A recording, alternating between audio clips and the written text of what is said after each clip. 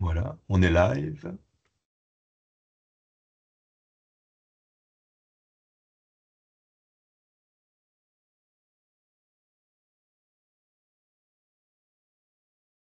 Eh bien voilà, nous sommes live, donc je pense qu'on peut y aller. Il est 10 heures. Bonjour à toutes et tous. Merci de nous avoir rejoints ce matin pour ce nouveau webinaire consacré au marché de l'énergie. Donc nous nous sommes quittés fin janvier dernier. Alors on était à l'époque au début des offensives taxatoires de l'administration américaine. Bon, on a tous suivi un petit peu le film de l'évolution de tout ça depuis lors. Et donc on va regarder ensemble aujourd'hui quelles sont les suites de cette guerre commerciale, hein, et quels sont surtout les impacts sur la croissance économique mondiale. On va regarder aussi quelles sont les conséquences pour le prix de l'énergie en Nord-Ouest Europe, ce qui nous intéresse tous, évidemment. Et puis, on va surtout analyser les backwardation, donc les prix intéressants qu'on voit aujourd'hui pour l'énergie à moyen terme, et essayer de vous guider sur vos achats en essayant de vous dire si le moment est opportun, en tout cas, pour prendre des positions aujourd'hui ou s'il faut encore attendre un peu. Alors, pour ce faire, je vais rapidement passer la parole à nos experts marchés. Donc, on aura tout d'abord Olivier Gasnier, que vous connaissez entre-temps, qui va commenter la macroéconomie et le marché du pétrole. Ensuite, on passera la parole au non moins connu Cédric Vincailly, qui, lui, pour sa part, commentera les marchés du gaz et du charbon. Et on clôturera avec Luc Ruffier, qui commentera le marché du CO2 et le marché du power, qui nous intéressent tous. Alors, laissez-moi vous rappeler que vous avez un box au-dessus de votre écran, un box Q&A, qui vous permet de nous poser vos questions en live pendant les exposés, et nous les regrouperons et nous y répondrons donc en fin de session.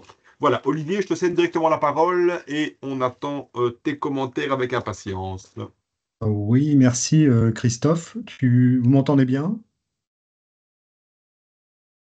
Oui, Ah, très bien. Ok, parce que alors là, j'ai un problème. Je ne peux pas passer les slides. Je sais pas. Ah, voilà. Non, ça. Non, je pense que c'est pas moi, mais voilà. J'ai pas le contrôle sur la présentation. Donc ça, c'est un petit peu problématique.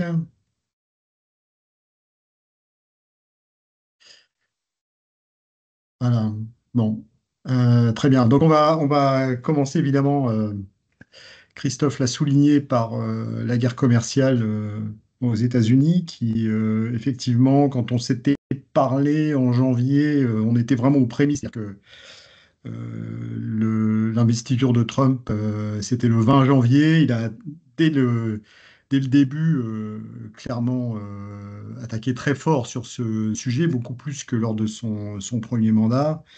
Mais je pense que jusqu'au 2 avril, c'est-à-dire ce fameux jour de la libération, qui a été baptisé ainsi par Donald Trump pour en quelque sorte dire que l'économie américaine cessait ce jour-là de se faire avoir par l'ensemble du monde entier, hein. C'était clairement le discours et que la révolte allait commencer.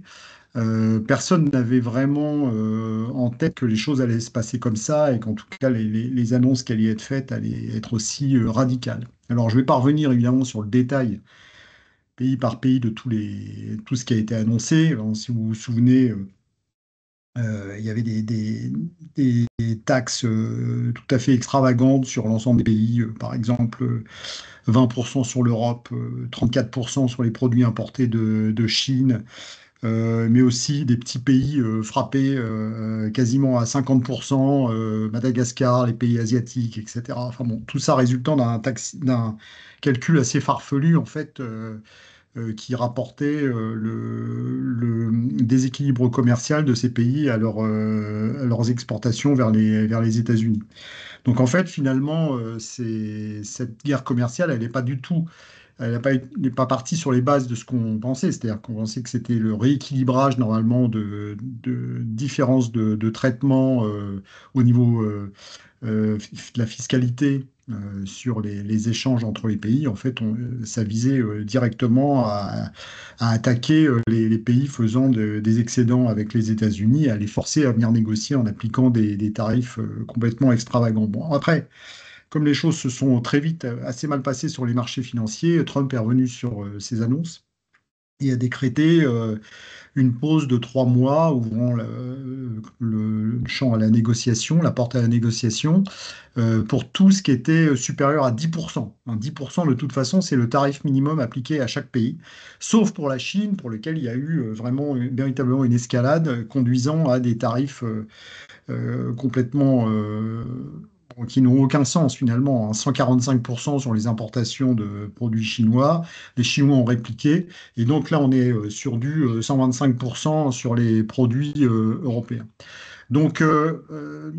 Voilà, la situation, elle est celle-ci, c'est-à-dire que le niveau moyen de taxation des produits importés aux États-Unis, il a bondi d'un coup. Vous voyez qu'il était proche de zéro. On est maintenant à proche de 30% en moyenne si vous appliquez ces tarifs. Et surtout, alors, il y a différentes façons de mesurer ça. On peut regarder en fait l'occurrence du terme incertitude lorsqu'on parle par exemple de politique commerciale, mais également en fait des mesures sur les marchés, sur la façon de se couvrir, etc. On a un indice d'incertitude sur le commerce, sur la politique de commerce international qui est monté à des niveaux absolument incroyables.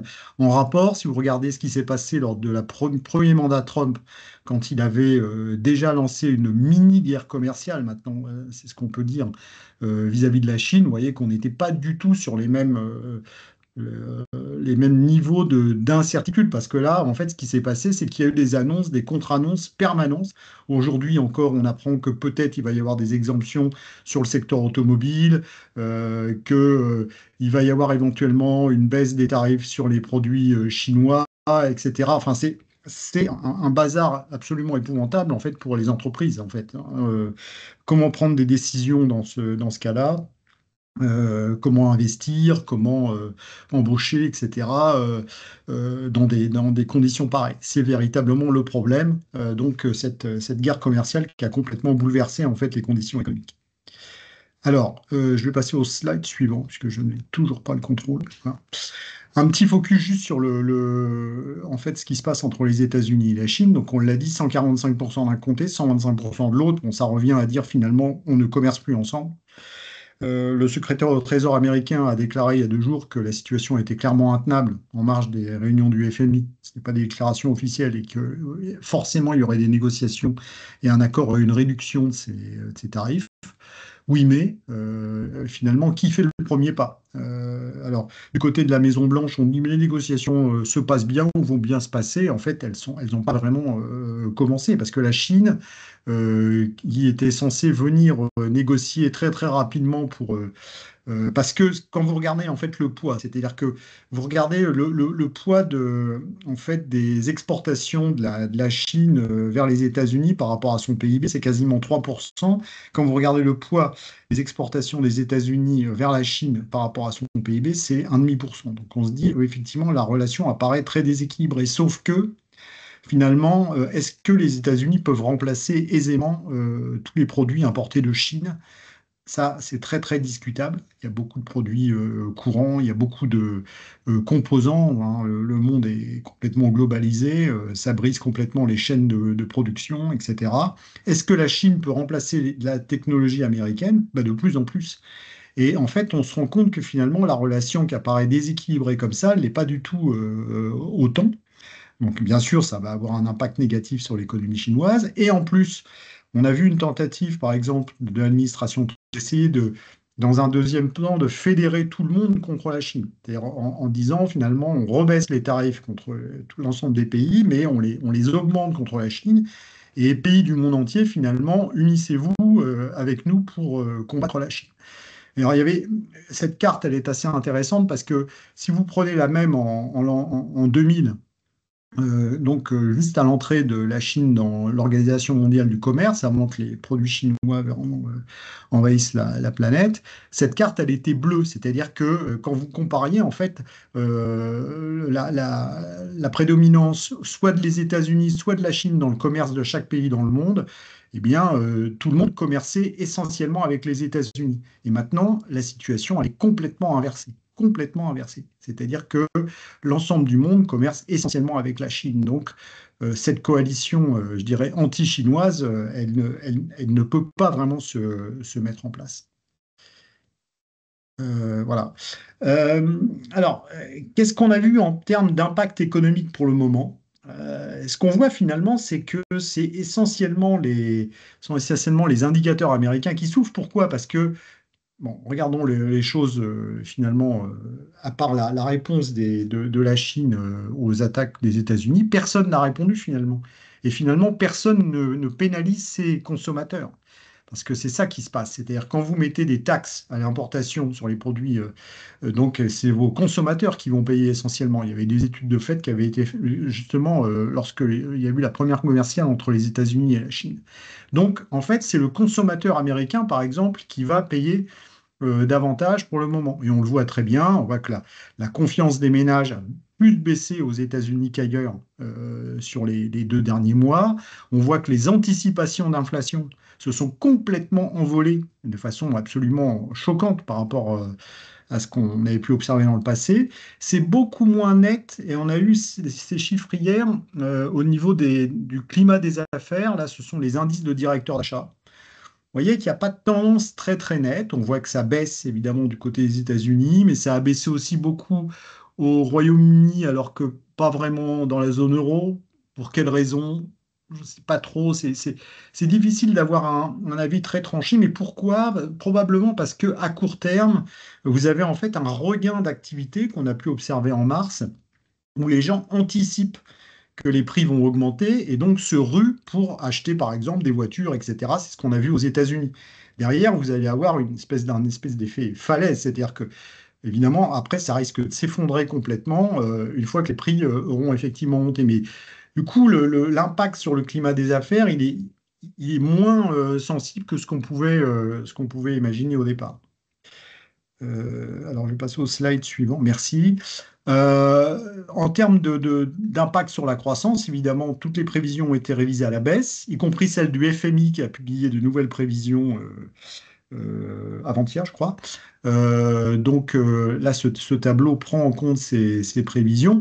Bon, il faut prendre ça vraiment avec des pincettes. C'est-à-dire que vous voyez que nos prévisions, elles sont inférieures à celles du FMI. Le FMI, en fait, s'est arrêté à la première vague de mesures protectionnistes annoncées par les États-Unis. C'est-à-dire qu'ils n'ont pas pris après l'escalade, notamment vis-à-vis de la Chine. Ça peut expliquer la différence d'impact sur les États-Unis ou euh, sur la Chine, par exemple. Tout ça est très fragile puisqu'on ne sait pas exactement comment ça va se dénouer, à quelle vitesse on va négocier, est-ce que les tarifs élevés vont rester là longtemps, est-ce que c'est très très compliqué. Donc, bon, ce qu'on peut dire, c'est que l'impact, il est forcément négatif sur le commerce, hein. C'est pas un hasard si les pays trouvent un avantage à commercer ensemble, hein. Quand vous faites de l'économie, vous apprenez la théorie des avantages comparatifs de Ricardo, qui vous montre que même si un pays est moins compétitif sur plusieurs produits qu'un autre pays, il a quand même le pays le plus compétitif aura finalement un intérêt à commercer avec le pays le moins compétitif. Bon, je ne vais pas refaire un cours d'économie, mais disons que voilà, on est quand même sur des bases trucs. Alors, ça ne veut pas dire qu'il n'y a pas de distorsion de concurrence, de choses à régler, mais s'y prendre de la façon dont ça a été traité, c'est absolument dévastateur en termes d'impact économique et surtout, voilà, ça crée énormément d'incertitudes, ça va avoir un impact long terme sur l'investissement, etc. En termes d'inflation, oui, voilà, on peut rester sur ce slide. Là, on voit également que pour l'instant, ce qu'on a retenu, c'est un effet essentiellement aux États-Unis. Pour les raisons que je citais tout à l'heure, c'est que c'est essentiellement le consommateur américain pour l'instant qui va subir ça. Alors, il y aura un effet peut-être un peu positif finalement en Chine qui combat la déflation modérée. Pour les autres pays, c'est moins net a priori. Alors, en Europe particulièrement, Est-ce que vous devez vous attendre à un peu plus d'inflation? Moi, je pense que c'est plutôt l'inverse, c'est-à-dire qu'on peut s'attendre surtout à ce qu'il y ait une concurrence accrue, par exemple des produits chinois qui vont chercher à se recycler en Europe, alors que les débouchés seront fermés pour plus ou moins longtemps aux États-Unis. Et donc, on peut imaginer qu'on va plutôt importer de la déflation de Chine dans ce cadre-là. Donc vous avez par exemple là ce que j'ai mis, voilà, j'ai représenté la prévision qu'on a sur l'inflation américaine. Je pense que au moment même en fait où on commençait à observer que l'inflation américaine se normalisait, on va avoir un rebond probablement des prix. Dans quelle ampleur? Là aussi, on est encore avec une certaine incertitude par rapport à ça. Euh, Qu'est-ce qui s'est passé sur les marchés financiers? Ça, c'est un élément très important parce que ça a participé, je dirais, au fait que l'administration Trump a fait ses allers-retours permanents. Là, on est plutôt dans une phase où, par exemple, tout le monde peut constater que on est plutôt en phase de retrait, c'est-à-dire où les États-Unis font marche arrière, cherchent à apaiser les choses, etc. Pourquoi? Parce qu'on a eu des alertes très fortes avec un effondrement des bourses et une sous-performance très nette des indices américains. Là, vous avez représenté en fait l'évolution des principaux indices boursiers depuis l'élection de Donald Trump. Donc, on voit le décrochage très fort début avril lorsque le jour de la libération, les tarifs douaniers sont annoncés. Et puis depuis, ça va un peu mieux. Mais on est voilà, avec une sous-performance du Nasdaq, du S&P, etc. Le Nikkei, ça s'explique aussi parce qu'il avait très très fortement augmenté auparavant. Deuxième point, très très important, en fait, les valeurs refuges traditionnelles aux États-Unis n'ont pas joué leur rôle. C'est-à-dire qu'on a vu apparaître une défiance vis-à-vis des actifs américains, et notamment si vous regardez ce qui s'est passé sur les taux longs, alors même que tout le monde commençait à anticiper un effet récessif aux États-Unis. On a vu le taux à 10 ans, par exemple, hein, qu'on voit ici tout en haut, enfin sous les taux, juste sous les taux anglais, remonter, alors même que les taux baissaient en Europe. Enfin, la tendance était plutôt négative. Et c'est intéressant de voir d'ailleurs que le seul marché qui a été un peu affecté par ricochet, c'est le marché anglais. Pourquoi? Parce que en fait, les marchés se souviennent de ce qui s'est passé fin 2023 avec Liz Truss quand elle a vraiment complètement effondré le marché obligataire anglais en tentant une relance budgétaire complètement isolée. Donc les marchés ont de la mémoire et on peut penser que donc cette défiance sur les taux longs américains, sur l'achat de treasuries peut être durable. À l'inverse, évidemment, le prix de l'or s'est complètement envolé. Donc là, on voit que l'aversion au risque, en fait, qui se matérialise par ces achats d'or avec un record, l'or qui a dépassé 3500 $ l'once. Un dernier mot pour parler du dollar, là aussi, oui. Pardon, si on peut passer. Voilà, exactement, merci.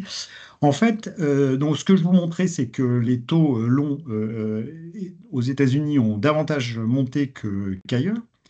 Et donc, quand vous regardez l'écart de taux entre les États-Unis et l'Europe, donc il est devenu beaucoup plus favorable au dollar par rapport à l'euro. Ce qu'on voit, c'est que c'est la courbe verte, en fait, à gauche, qui a rebaissé. Donc l'écart de taux s'est creusé de plus en plus en faveur des États-Unis, puisque là, vous avez Allemagne moins États-Unis qui est représenté ici.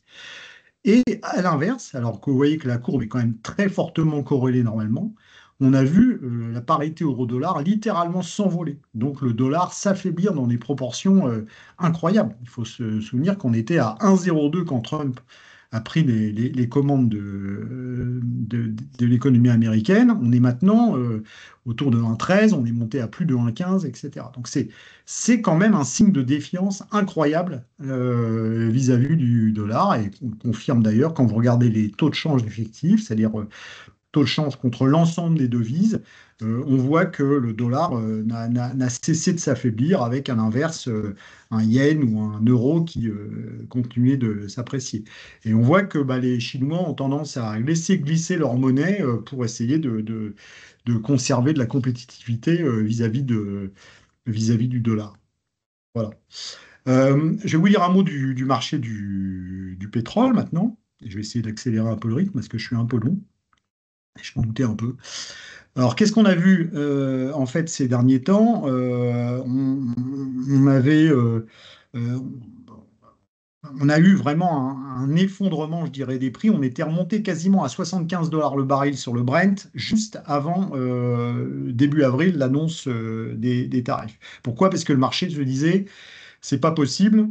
Finalement, les États-Unis ne peuvent pas faire ça, détruire le commerce international, et finalement, tout va bien se passer.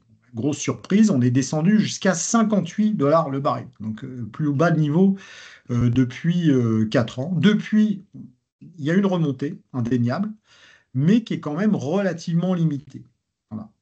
Alors, pourquoi? Malgré le fait que effectivement la situation semble se calmer un petit peu du côté guerre commerciale. Il y a une raison qui fait que la baisse des prix a été amplifiée par l'OPEP, qui est qu'au moment où Trump annonçait en fait la mise en place de ces tarifs douaniers, l'OPEP annonçait en parallèle, d'une part, première surprise, qu'ils allaient effectivement augmenter la production, ce qui était prévu depuis de longue date, à partir du mois d'avril, alors qu'on commençait à parler de récession. Ça, c'était la première surprise. Mais juste après l'annonce des tarifs, ils ont annoncé qu'ils allaient accélérer le mouvement en triplant l'augmentation qui était prévue pour mai. Et ils ont recommencé hier en disant qu'ils pourraient re-augmenter la production plus vite que ce qui est prévu en juin. Alors vous voyez en fait, le graphique de gauche, il montre l'augmentation qui est prévue de la production qui en fait vise à éliminer les baisses qui avaient été décidées en 2024. Voilà. Et ça dure 18 mois normalement, ça s'étale jusqu'à la fin de l'été 2026. Et comme ça, on remet quasiment 2,5 millions de barils par jour sur le marché. Donc c'est vraiment considérable. C'est seulement légèrement compensé par le fait que les pays qui ont dépassé leur quota de production doivent normalement restreindre leur production. Simplement, on voit que c'est très très compliqué et qu'un pays, par exemple, qui est un de ceux qui a le plus dépassé ses quotas, comme le Kazakhstan, a dit clairement hier, bah, de toute façon, nous, on n'y arrivera pas parce que, en fait, on ne contrôle pas notre propre production. C'est exactement ce qui s'était passé pour l'Angola, qui avait finalement quitté l'organisation. Finalement, le Kazakhstan dit les champs sont exploités par des sociétés privées, notamment Chevron aux États-Unis, et on n'a pas le contrôle là-dessus, et donc on ne pourra pas respecter les accords. Et que fait l'Arabie Saoudite en face, plus des pays comme le Koweït, etc. Ils poussent pour augmenter la production plus vite, effondrer les prix et rendre non compétitives en fait toutes ces productions de pays qui ont des coûts de revient qui sont normalement beaucoup plus élevés que les leurs. Donc il y a une guerre en fait des prix en parallèle de la guerre commerciale qui s'est déclenchée au sein de l'OPEP et qui tire les prix à la baisse. Le seul aspect en fait qui peut soutenir les prix au sein de l'OPEP, c'est les sanctions en fait prises par l'administration US à la fois contre l'Iran et le Venezuela. On voit quand même que les exportations des deux pays combinés, ça représente quand même plus de 2 millions de barils jour. Et que, par exemple, l'administration américaine, tout en réouvrant des négociations sur le nucléaire iranien, a déclaré vouloir réduire les exportations de l'Iran à zéro. Voilà. On va passer au slide suivant. En termes de demande, en fait, ce qui est important à retenir, c'est que pourquoi le marché a beaucoup réagi à tout ça, c'est parce que dans les tarifs qui ont été annoncés initialement, finalement, il y avait beaucoup de pays asiatiques, en plus de la Chine, qui étaient concernés. Cambodge, Vietnam, etc., frappés de tarifs extrêmement élevés, qui sont souvent, en fait, des pays par lesquels transitent, en fait, les produits chinois. Et qu'est-ce qu'on voit, en fait, sur les dernières années, et même sur le début d'année 2025, c'est qu'en fait, on voit que ces pays-là, ils représentent bon an, mal an, quasiment 80% de l'augmentation de la demande de pétrole par an. Ça a été le cas sur les 2 dernières années. Donc évidemment, si vous voulez frapper durement, vous frappez durement la demande de pétrole et ça contribue à faire baisser les prix également. Voilà. Donc en termes de perspective, si vous voulez, le marché, normalement, en fait, il va devenir très très excédentaire en offre. C'est ce qui est représenté en fait dans le tableau ici. Vous voyez la case l'avant-dernière ligne sur les stocks ont une très forte augmentation donc des stocks parce que vous avez plus d'augmentation de l'offre que de la demande, tout simplement. Et donc, a priori, c'est très baissier pour les prix. C'est pour ça qu'on a retenu un scénario où on voit même les prix, alors en plus aggravés éventuellement par la politique de l'OPEP, descendre allègrement sous les 60 dollars le baril. Mais encore une fois, restons prudents. On ne sait pas exactement ce qui va se passer sur la guerre commerciale. Peut-être que tout ça va, les perspectives vont changer, etc. Mais actuellement, en tout cas, le contexte fondamental pour le marché du pétrole, il est quand même assez bearish, comme on dit, assez baissier pour les prix. Voilà, je suis désolé pour le dépassement de temps pour mes petits camarades. J'ai terminé ma partie. Oui, bonjour tout le monde. Je partage mon écran pour vous parler du marché du gaz. Donc on est passé par plein d'épisodes quand le marché était plus élevé pour les mois, les trimestres. On était facilement dans les 40. Hein, ici à la droite de l'écran, vous voyez les derniers prix. Mais quand on s'est parlé en janvier, on était facilement dans les 40, si pas les 50 aussi. Donc il y a eu quand même nettement des changements. Au début de l'année, le marché regardait la politique géopolitique avec Trump qui voulait une négociation autour de la paix en Ukraine, qui finalement ne s'est pas faite aussi facilement. Il y a pas vraiment une conclusion favorable pour le marché du gaz pour l'instant. On ne sait pas parler d'un retour de la Russie. Les parts de marché sont surtout pour l'Amérique avec l'LNG et toujours naturellement la Norvège qui nous importe, qui nous exporte beaucoup de gaz. Mais donc, les discussions russes n'ont pas abouti à un résultat entre les États-Unis finalement et on est au fur et à mesure passé vers une situation où la demande a commencé à diminuer. On peut le voir notamment ici, la demande reste très faible au point de vue européen dans sa globalité. Notamment si on regarde la demande résidentielle, on a moins besoin de chauffage, ce qui a fait diminuer donc les prix que je vous montrais là tout à l'heure, le spot qui est dans le bas des 30, etc. Donc ça montre quand même que la demande est plus faible quand l'offre reste au minimum égale. Il n'y a pas seulement la demande résidentielle, il y a la demande chauffage industrielle qui reste très faible. Donc on est dans un sentiment macroéconomique compliqué. C'est bien ce qu'on a conclu, pu voir avec Olivier, et qui va pas s'améliorer davantage. Donc, dans ce contexte-là, euh, cette demande industrielle sera toujours faible. Si on compare 2024, on est en dessous. Ça peut un peu remonter jusqu'au niveau de 2024 en été, mais ça restera toujours faible. Quand on voit la partie gaz pour la demande de tout ce qui est électricité, ici, la partie 2025, elle est toujours en dessous de la moyenne des années précédentes, depuis, disons, fin mars jusque dans les dernières journées pour le mois d'avril. Donc, on est influencé par l'énergie renouvelable que Luc va nous expliquer. Il y a un peu une spécificité à la Belgique aussi par rapport à la production baseload, mais en général, on peut voir que la météo, naturellement, via la demande résidentielle, la production des renouvelables, que ça soit venant de l'Espagne, etc. Donc, il y a quand même des dynamiques assez spéciales, mais on utilise moins de gaz pour nos centrales. Bon. Donc, voilà. Donc, ça crée une stabilité dans nos niveaux de stock qui doit se faire typiquement à cette période où on va commencer l'injection de gaz en stock et on verra à ce moment-là quand même une crainte qui sera moins forte.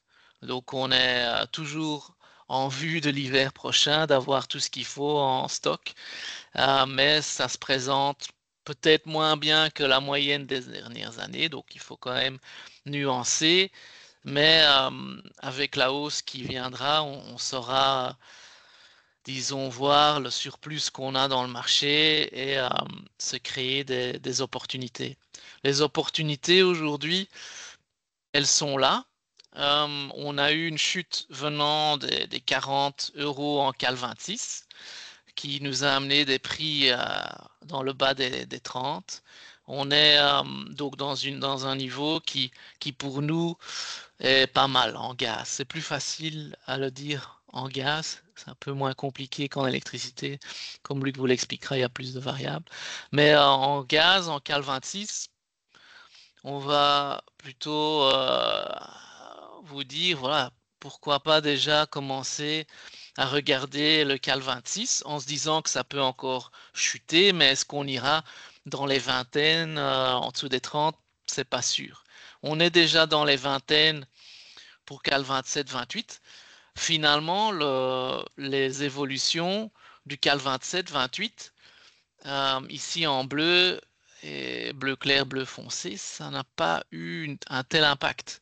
C'est surtout le Cal 27, 26 qui a été impacté par la géopolitique et puis à un moment donné la macroéconomie.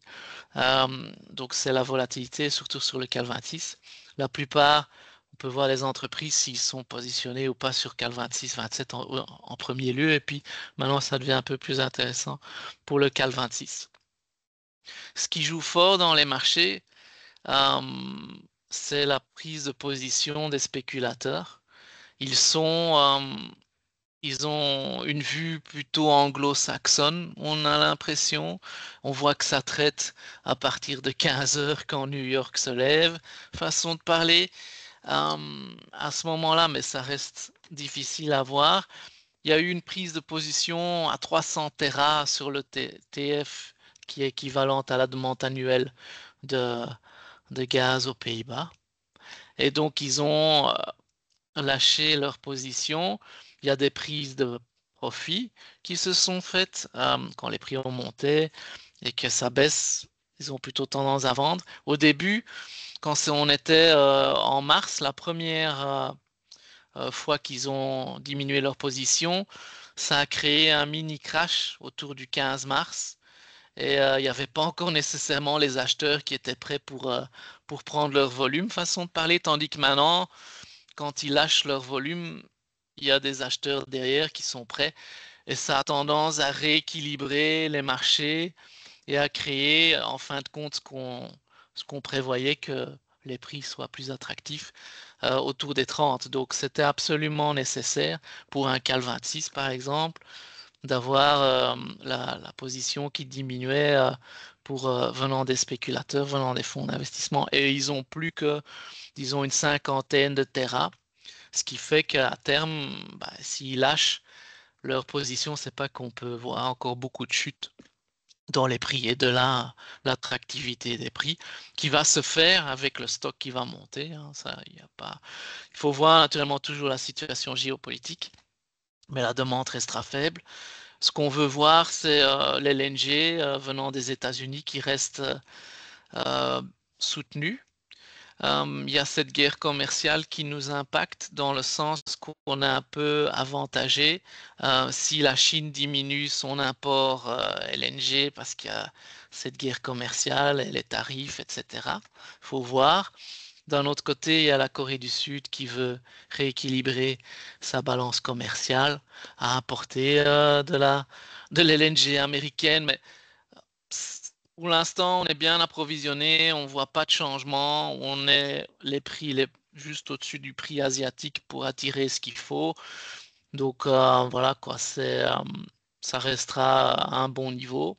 Donc il faudra voir par conséquent la Norvège qui typiquement connaît une maintenance en mai. Par exemple, l'année passée, beaucoup de clients m'avaient posé la question, oui, le 21 mai, ça va quand même pas jouer tellement. Quand même, on a vu l'impact ce jour-là. C'était un lundi, je venais d'un long week-end, j'en sais rien, mais c'était, ça a impacté, hein. Donc, tenez en compte que, bon, le mois de mai, il y aura ici et là des maintenances. Mais le principal, c'est que la maintenance norvégienne, si je compare à 2024, sera moins forte que l'année passée, surtout en septembre. Donc, ça va aider à monter les stocks. entre autres, sera un peu plus facile. Donc, voilà en ce qui concerne la Norvège. Ce que je peux aussi vous expliquer, c'est peut-être en dernier lieu, avant que je passe au key takeaways, c'est qu'il y a le charbon et vous avez vu le pétrole qui sont faibles. C'est un avantage pour le gaz qui doit être, qui peut moins se permettre d'avoir des prix élevés, si je peux dire. Quand le charbon est faible, il y a une abondance de charbon ici et là. On a quelques problèmes d'approvisionnement de la Colombie et de l'Indonésie, mais ça reste un prix faible et ça reste un choix venant de l'Asie d'utiliser toujours le charbon et le pétrole. Donc, au point de vue mondial, on essaye d'avoir, si je termine ce slide, je vais vous le retrouver ici. On sait que quand les prix explosent au-dessus du prix indexé pétrole, l'ancien indicateur qu'on utilisait il y a plus de 10 ans, les fameux 3,03 pour ceux qui s'en rappellent, les 1,01 en Brent, l'Asie achète en partie encore toujours de cette façon-là, Singapour, et on sait que si on passe au-dessus de la ligne bleue foncée, qu'on est dans une dynamique un peu compliquée. Tandis que maintenant, on voit que je vais zoomer, qu'on essaye de passer en dessous du prix indexé pétrole, que l'Asie se contente du charbon et du pétrole en tant que tel, pour être moins le preneur de prix sur ce marché, que nous, on a plus de, de place, qu'on sait mieux facilement prendre le gaz qu'on veut au prix qu'on a. Donc ça, c'est intéressant. Et ça devrait continuer. Je vais vous résumer ma partie. Je vais mettre en plein écran naturellement. Excusez-moi. Voilà. Donc, dans le titre, vous voyez que donc les prix sont attirants. C'est pas pour ça qu'il faut tout acheter, que ce soit en CAL 26, 27. Vous allez éparpiller vos achats naturellement. Il y a des moments qui sont extrêmement attractifs. Ça peut chuter en une semaine dans la guerre commerciale, etc., qu'on a pu voir, qui a eu à partir du 2 avril. Le prix spot en gaz, il est fort influencé par la production renouvelable en électricité, donc c'est plutôt un avantage. Naturellement, quand on aura plus de soleil, et la semaine prochaine, par exemple, on prévoit que l'apport LNG sera plutôt stable, que les stocks vont monter, que ça va créer un signal au marché. Voilà, on a un équilibre, mais si pas un surplus. On a un prix CAL 26 qui tourne autour des 33. Donc là, on a été influencé au début de l'année par les discussions russes-américaines pour les parts de marché. Si on a un retour ou pas, ce sera pas pour nécessairement tout de suite, plutôt l'année prochaine, on verra. Mais donc, après, quand on a vu la difficulté macroéconomique, on a vu cette chute dans le CAL 26, surtout. La Norvège a diminué son apport là, il y a 2 semaines, par exemple, mais ça n'a pas eu tellement d'impact vu qu'on était dans les discussions de la guerre commerciale.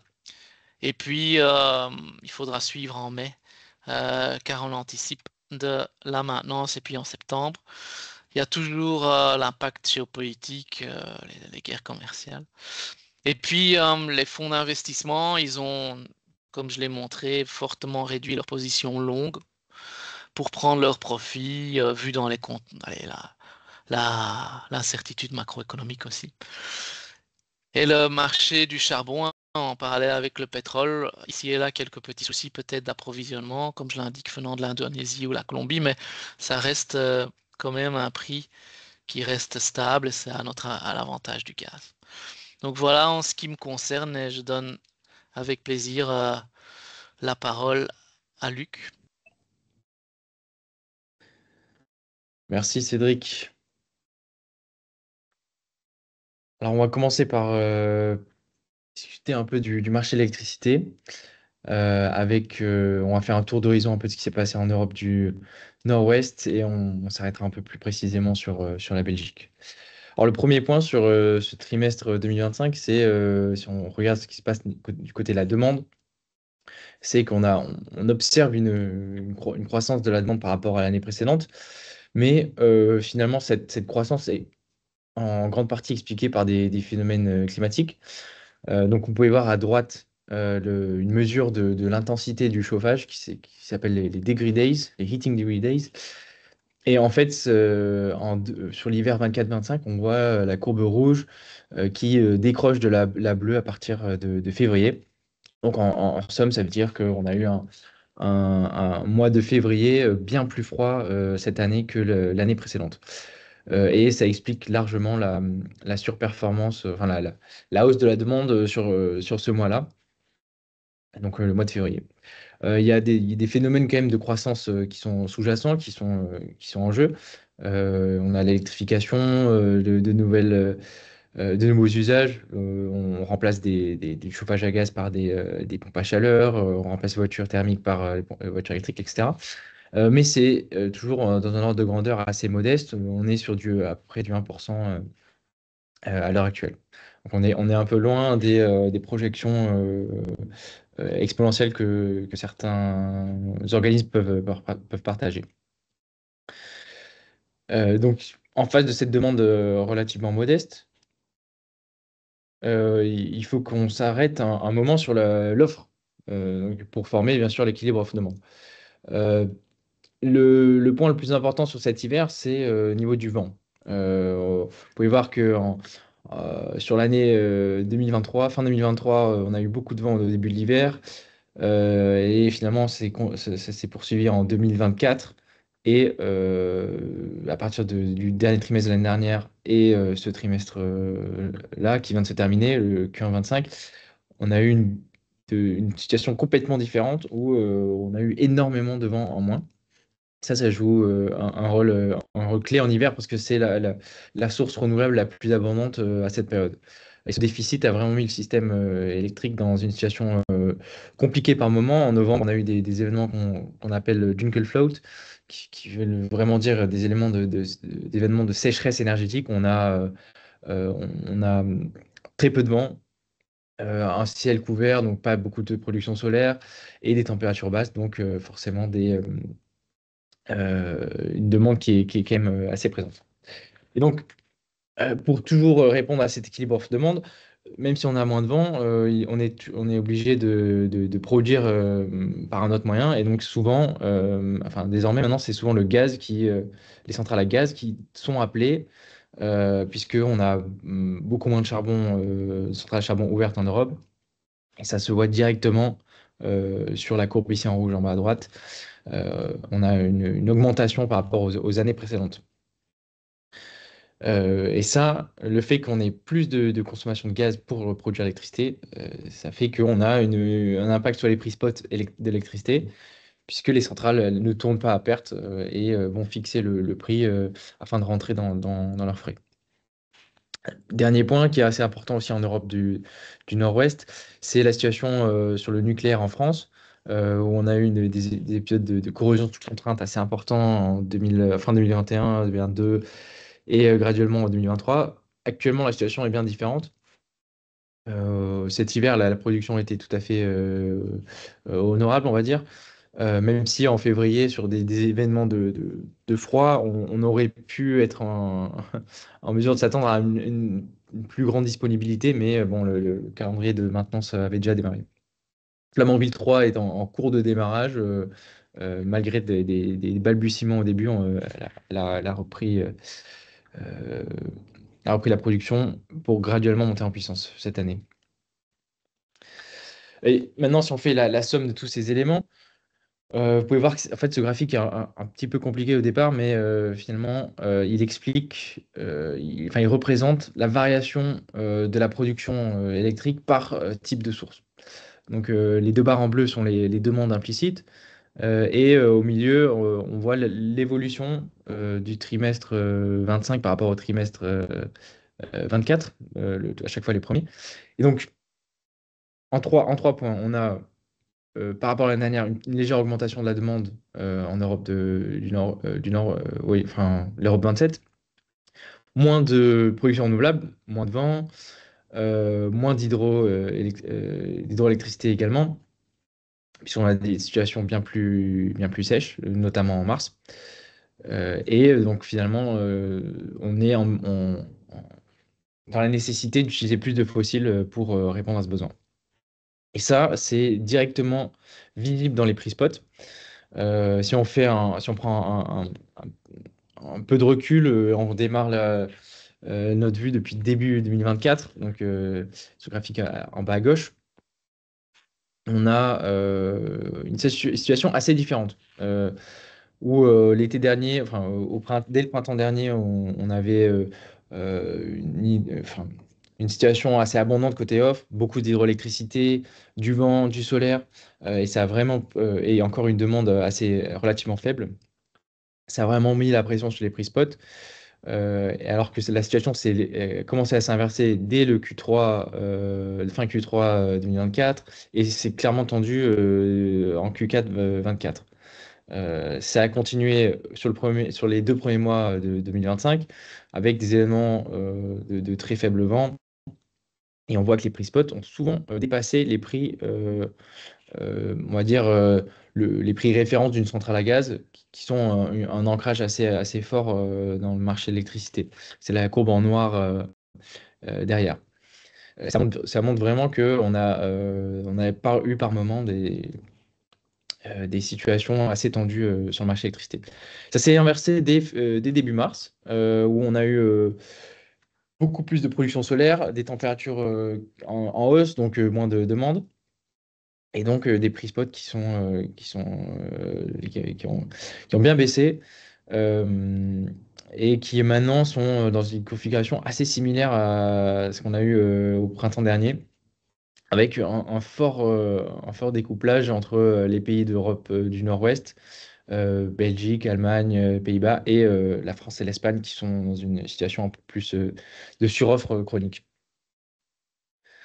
Maintenant, si on s'arrête sur ce qui se passe en Belgique, donc, je voulais représenter ce qui a pu se passer récemment, par exemple en début avril, des situations où on a eu beaucoup de production solaire. Donc en Belgique, on a à peu près bientôt 12 gigawatts de production solaire installée, alors que la demande n'est parfois pas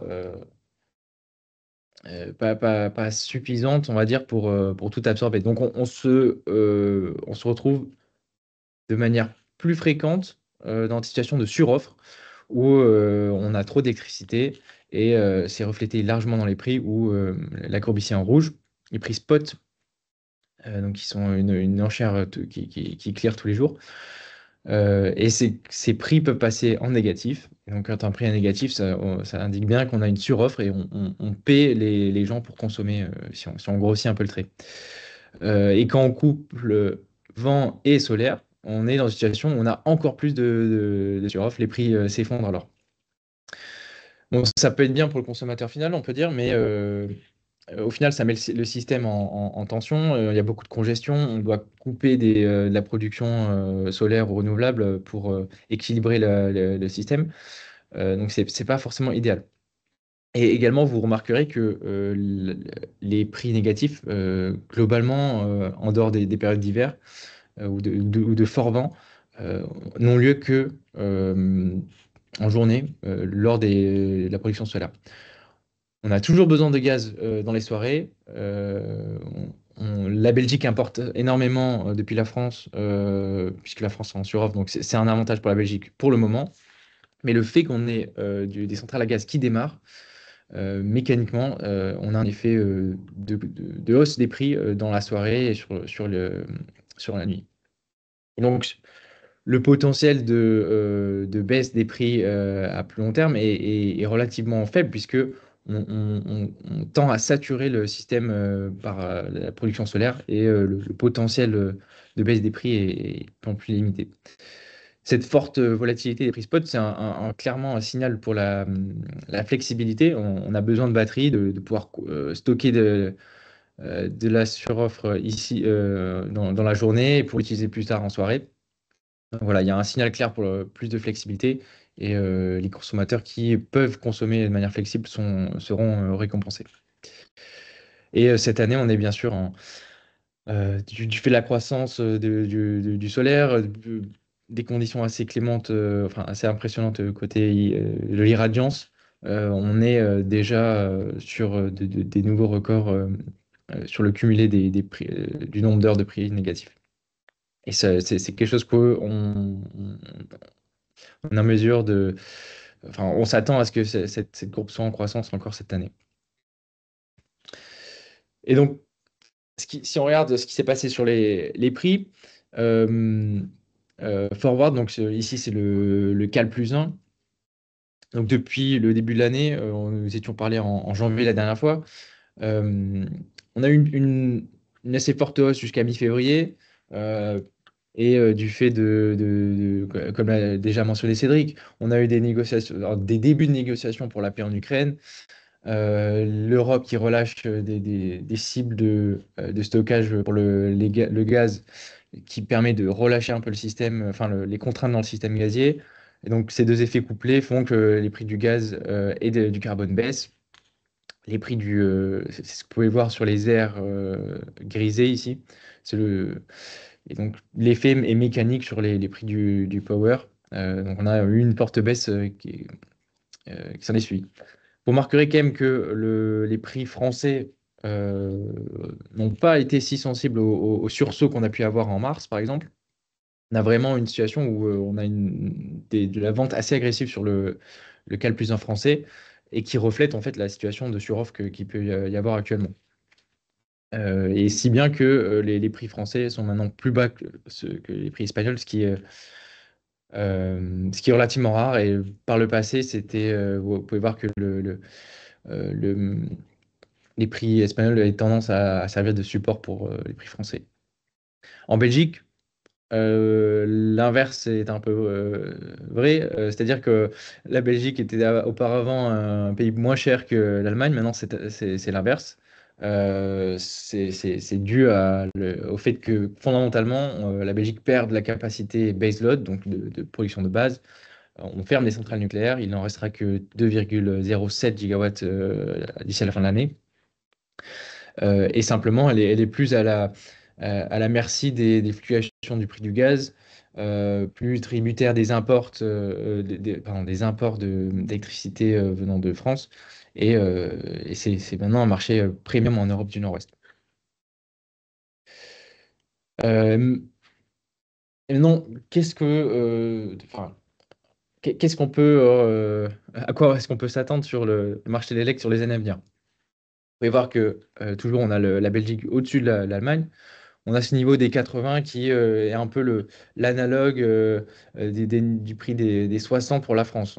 Dès qu'on a une baisse assez forte sur la Belgique, on descend difficilement en dessous des 80. euh, et sachant qu'on a une baisse assez, je vais le mentionner juste après, mais on a une baisse assez impressionnante du prix du carbone. Si on change à nouveau de régime pour se diriger vers une phase un peu haussière du carbone, ça pourrait faire remonter les prix d'électricité et naturellement, enfin de tous les pays et encore plus de la Belgique et de l'Allemagne qui sont plus dépendants du prix du gaz. Il est intéressant quand même de regarder ici que on a une situation où pour la France, les prix vont en fait être en hausse pour les prix à terme. C'est dû au fait qu'on est en suroffre à court terme et que le marché s'attend à une hausse de la demande à plus long terme. Puisque là, on a actuellement finalement un signal prix pour consommer plus en France. Euh, En Allemagne, c'est un peu, il y a un nouveau facteur qui pourrait jouer pour supporter les prix, c'est la coalition allemande qui s'est mis d'accord pour faire baisser les prix de l'électricité pour les consommateurs finaux en baissant les prix de réseau. Donc ça pourrait stimuler à nouveau un peu de demande et supporter les prix à plus long terme. Mais il y a toujours des incertitudes assez massives. On va installer énormément de renouvelables, par moments saturés comme le solaire, comme j'ai pu le montrer par avant. Des situations toujours tendues en hiver, puisque si on a une hausse de la croissance, mais pas plus de capacité flexible de production, on va toujours avoir de la forte volatilité sur les prix spot.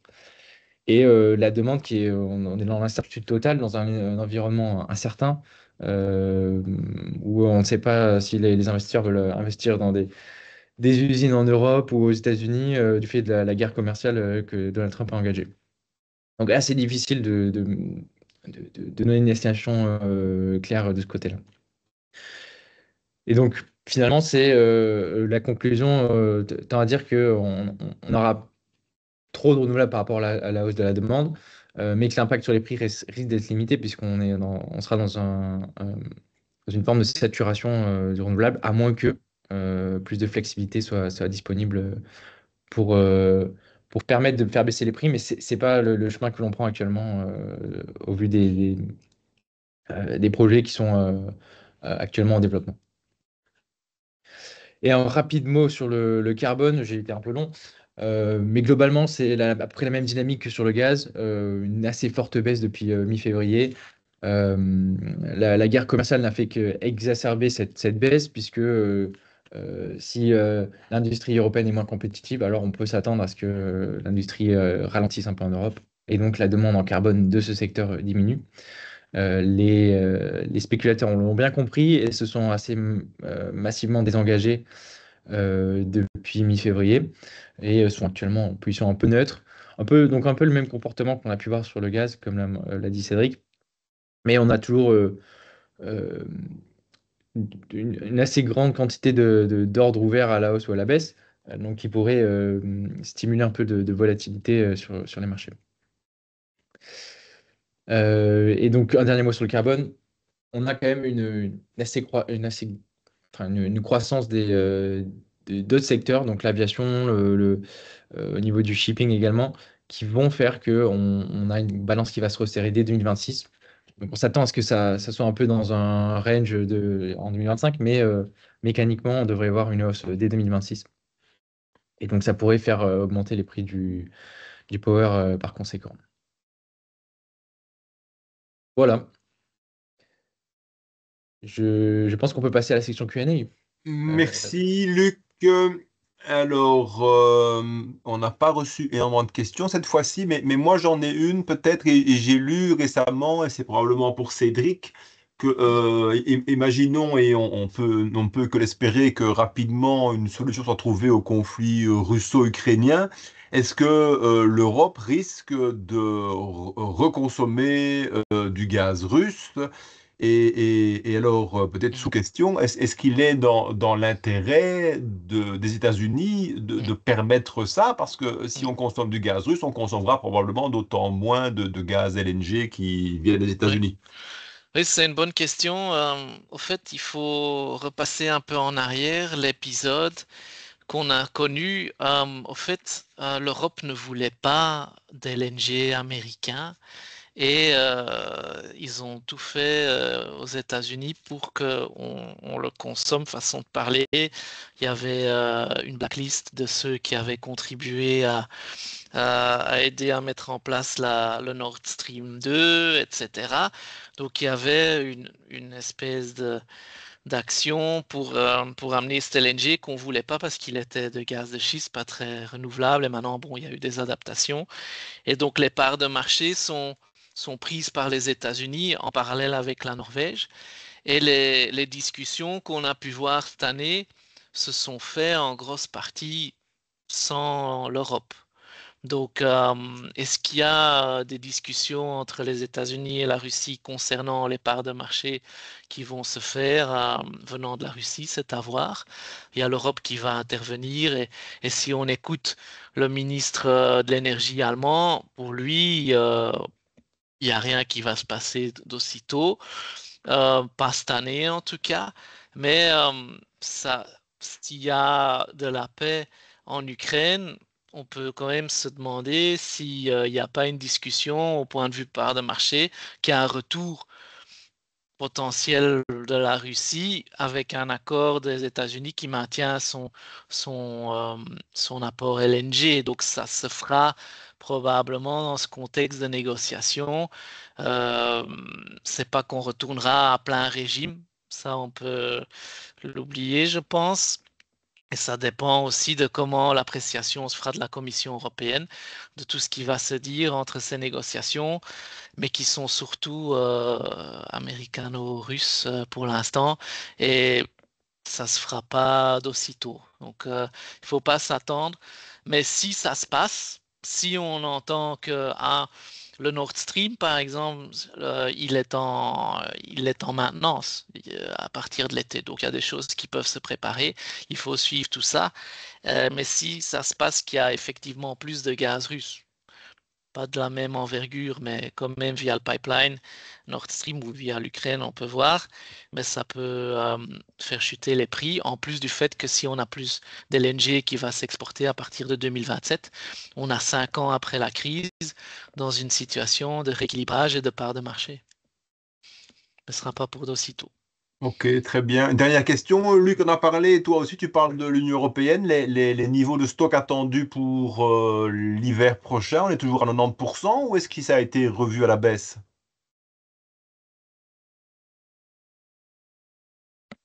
Je ne sais pas si Luc nous entend. Mais c'est pour toi, Cédric, peut-être, je Ah sais oui, pas. ok. Ah, Oui, oh, donc il y a plus de flexibilité concernant les niveaux de stock en Europe, où il y a plus de temps pour les atteindre, Ok, mais il y a l'Allemagne elle, veut resserrer les stocks. Eux, ils font un peu le contraire. Ils vont plutôt dire il faut être au-delà des 90 pour leur propre territoire. Et là, c'est un peu différent, mais en général, c'est un peu plus souple pour atteindre les cibles de stock en novembre, un peu plus de temps, etc. ok. Tu peux rappeler rapidement quel est l'objectif du remplissage des stocks avant l'hiver prochain? Je crois qu'il, de mémoire, est en dessous des 90, mais je ne sais pas exactement dire. il y a une Ok. actualité qui vient je peux intervenir une seconde. Oui, Il Ouais, vient de, en fait, la nouvelle target de stockage vient de sortir. Les pays sont mis d'accord pour 83%. C'est 83, voilà. voilà, ok. avec une déviation plus, enfin possible à la baisse qui permettrait encore de relâcher la contrainte dans le système. Mhm. Mais on n'est pas sur une annulation complète des targets. C'est clair. Parfait. Non. Ok. Eh bien, entre-temps, il est 11 heures. Merci, messieurs, pour vos commentaires toujours très intéressants. Laissez-moi vous rappeler que vous recevrez donc demain l'enregistrement de ce webinaire. N'hésitez pas à le partager avec vos connaissances et vos collègues qui seraient intéressés par la matière. Vous pouvez aussi nous suivre sur notre page LinkedIn, hein. Vous avez le QR code qui s'affiche à l'instant. Donc, on continue à l'alimenter dès que le marché le veut et dès qu'il y a en tout cas de l'information intéressante pour vous. Il me reste à vous remercier pour votre participation. On était encore bien nombreux aujourd'hui. Nous nous retrouverons encore une fois avant les congés, donc à la fin du mois de juin. Et vous recevrez bien entendu une invitation pour vous inscrire à l'avance et pour le planifier dans vos agendas. Voilà, donc je vous souhaite maintenant une excellente journée et au plaisir de vous retrouver à la prochaine